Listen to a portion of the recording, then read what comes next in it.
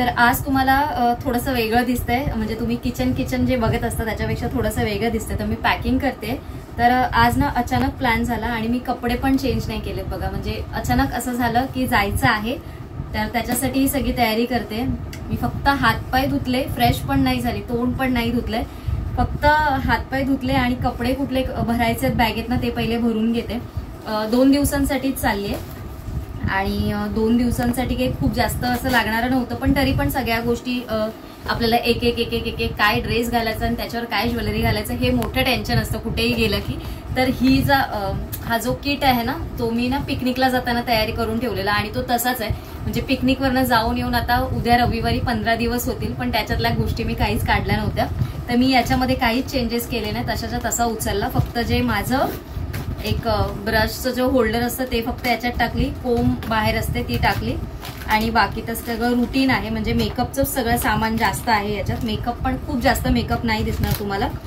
मी फक्त एक ही जी मी पावडर वापरते ती आहे, सनस्क्रीन आहे, त्याच्यानंतर मॉइश्चरायझर आहे, एक टोनर आहे, बस एवढंच घेतलेलं आहे. आणि बाकी खूप जास्त बघा. आत्ता मला आठवलं की मी ऑक्सिडाईजमध्ये ही म्हणजे बांगड्या काढल्या, पण ज्वेलरी आणि कानातले काहीच काढले नाही. मी आवडीने फक्त ते घेतलेत आणि त्याच्यावर मी गोल्डन कलरचं मिक्स मॅच करून असं घातलेलं आहे.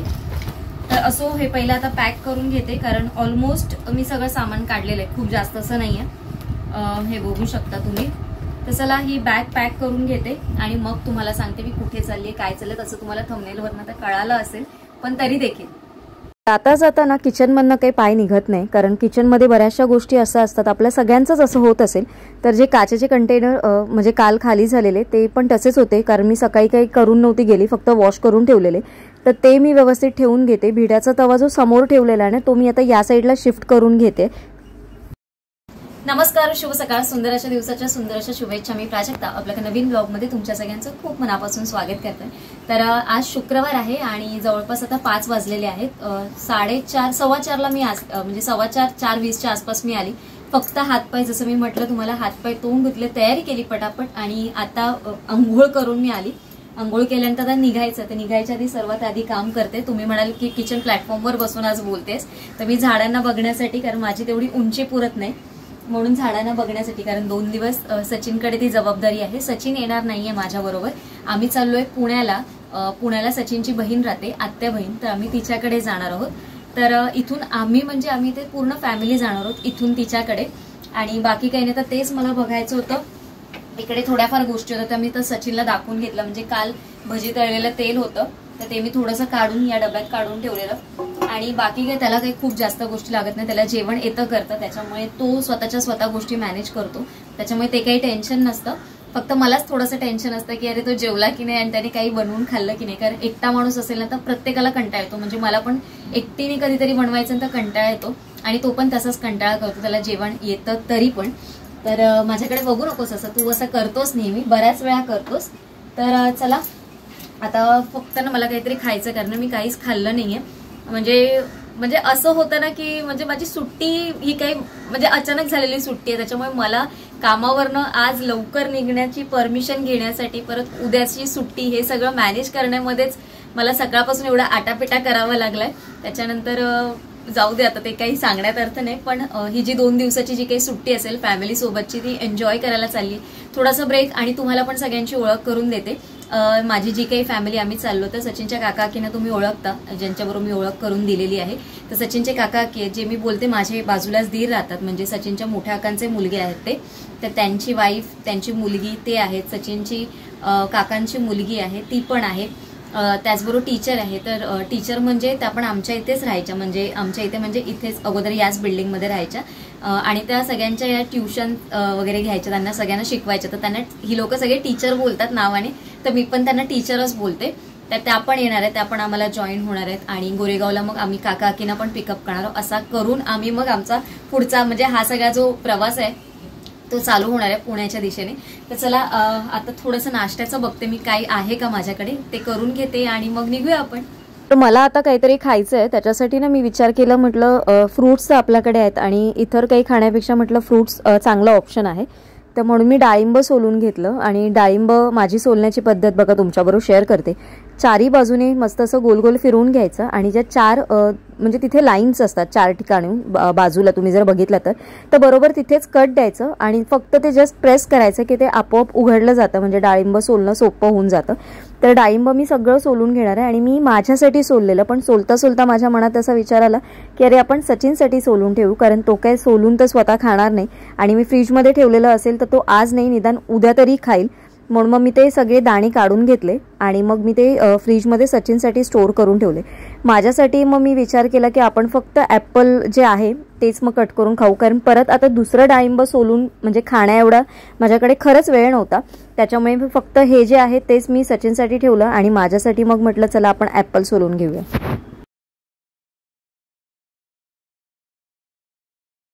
एवढ्या गडबडीत सगळं झालं ना की मी पुण्याला येते हे आपल्या ज्या पुण्याच्या मैत्रिणी आहेत ना त्यांना सांगायचं, म्हणजे आधी ॲडव्हान्समध्ये सांगायचं राहून गेलं. जसं मी पालघरला चाललेली तेव्हा मी तुम्हाला खूप आधी शेअर केलेलं, कारण ते मला स्वतःला माहिती होतं आणि हे गोष्ट मला खरंच माहिती नव्हतं. त्याच्यामुळे आज उशिरा, पण माझा प्रयत्न असेल शनिवारपर्यंत तरी हा व्हिडिओ तुमच्यापर्यंत पोहोचेल आणि आपल्या मैत्रिणींची मी तिथे गेल्यावर तो खूप आठवण काढेन. मला विजयाताईंची खूप आठवण येईल पुण्याला गेल्यानंतर, कारण विजयाताईंबरोबर मी फोनवर कनेक्ट आहे आणि त्यांनी खूप आधी म्हणजे गेल्या वर्षीपासून जवळपास त्या कनेक्ट आहेत माझ्याबरोबर फोनवर. तर मागे व्हिडिओ येत नव्हते तेव्हा पण त्यांनी केलेला आणि मी त्यांना म्हटलेलं पुण्याला वगैरे कधी येणं झालं माहिती नाही. आता मी आता पुण्याला येते ते तर तुम्हाला सांगितलंय, आता भेट होईल आपली नाही होईल ते तर माहिती नाही, पण मनात इच्छा असेल तर नक्की भेट होईल आपल्या सगळ्यांची. तर पुण्याला मी चालली आहे ना, तर माझी खूप मोठी लिस्ट आहे. तर पुण्याला गेलं की एक तर आहे लकी बिर्याणी मसाला, मग तो तुम्ही व्हेजसाठी वापरा किंवा मग नॉनव्हेजसाठी वापरा. लकी बिर्याणीचे ते पॅकेट्स मला भरपूर आणायचे आहेत. त्याच्यानंतर मला जी आवडते ते म्हणजे चिरोटे आणि त्याचबरोबर भाकरवडी एवढा नाही आवडत, पण चिरोटे फार आवडतात चित्र्यांचे, तर ते पण घ्यायचे आहेत. आणि पुण्याला बघू, आता इच्छा तर खूप आहे बऱ्याच ठिकाणी जायची, पण आता कसं जमेल ते माहिती नाही मला, पण प्रयत्न माझा असेल की सगळ्या ठिकाणी फिरेन. ॲक्च्युली फिरण्यापेक्षा सगळ्यांबरोबर टाइम थोडासा स्पेंड होईल, सगळ्यांना थोडंसं रिलॅक्स वाटेल, सगळ्यांना म्हणजे सगळ्यांच्या कामातून सगळ्यांना ब्रेक मिळतो, सगळे रिलॅक्स फील करतात. आणि बऱ्याच आता मी पण पुण्याला जाऊते, बरीच वर्ष झाली जाऊन. गेल्या वर्षी आम्ही गेलेलो, पण ते ना अगदी एका दिवस म्हणजे एका रात्रीसाठी होतं. आम्ही तेजलच्या लग्नाला गेलेलो. येता साताऱ्यावरनं जेव्हा आम्ही निघालेलो ना तेव्हा मध्येच यायला उशीर होत होता, म्हणजे ट्रॅव्हलिंग तेवढं जमणार नव्हतं कंटिन्यू, म्हणून मग आम्ही पुण्याला हॉल्ट घेतलेला, तो तिच्याकडे घेतलेला आणि फक्त आम्ही ती रात्र राहिलेलो, सकाळी आवरून सगळं निघालेलो. आणि त्याच्या आधी खूप आधी गेलेलो आम्ही, त्याच्या आधी म्हणजे माझ्या मते 4 वर्षापूर्वी तर गेलो असेल. तर आज जायचा परत योग आलाय, तर चला आपला पण भेटीचा योग असेल ना तर आपण नक्की भेटू. चला तर फायनली आम्ही पोचलोय आणि मी आलेली आहे पुण्यामध्ये, ते मी तुम्हाला मगाशी सांगायचं राहून गेलं माझं. तर हा एरिया जवळपास म्हणजे प्रॉपर असं पुणा नाही म्हणता येणार, म्हणजे हिंजवाडीचा एरिया आहे, तिथे मी आलेली आहे. आणि आम्हाला खूप उशीर झाला, ट्रॅफिक खूप मिळालं, आम्ही निघालेलोच उशिरा आणि त्याच्यामुळे निघायला पण उशीर झाला आणि पोचायला पण उशीर झाला. जवळपास 4 ते 5 तास आम्हाला लागले इथे पोचायला. तर चला आजचा व्हिडिओ मी याच नोटवर एंड करते. ऍक्च्युली मला शूट करायचं होतं, पण आता जवळपास 2:45 वाजले आणि आम्हाला यायला 12:15 वाजले. त्याच्यानंतर शूट करायचं होतं, पण थोडीशी लाईट गेली, त्याच्यामुळे काय आमचं शूट झालेलं नाहीये. उद्या सगळ्यांची डिटेलमध्ये ओळख मी आपल्या ब्लॉगमधून करून देईन तुम्हाला आणि इकडचा एक डिटेल व्हिडिओ पण तुमच्याबरोबर शेअर करेन. मी जे पुण्याला आले तुमच्याबरोबर शेअर केलेला आहे. तर हा तुला तुम्हाला सगळ्यांना तर सगळ्यांची ओळख असे कोणी येणार नाहीत, कारण आता सगळ्यांचे नाईट ड्रेस दिसतात, त्याच्यामुळे आता कोणाला ब्लॉग मध्ये यायचं नाहीये. उद्या सकाळी आपण शूट करू. इथे फक्त आत्ता ओळख करून देते. तर ही आहे सचिनची आत्या आणि माझ्या सासूबाई बोलू शकता तुम्ही. तर त्यांची ओळख पण आता उद्या सकाळी आम्ही छानपैकी सगळेजण करून देऊ. पण आता म्हटलं चला आम्ही ब्लॉगची एंड करतोय.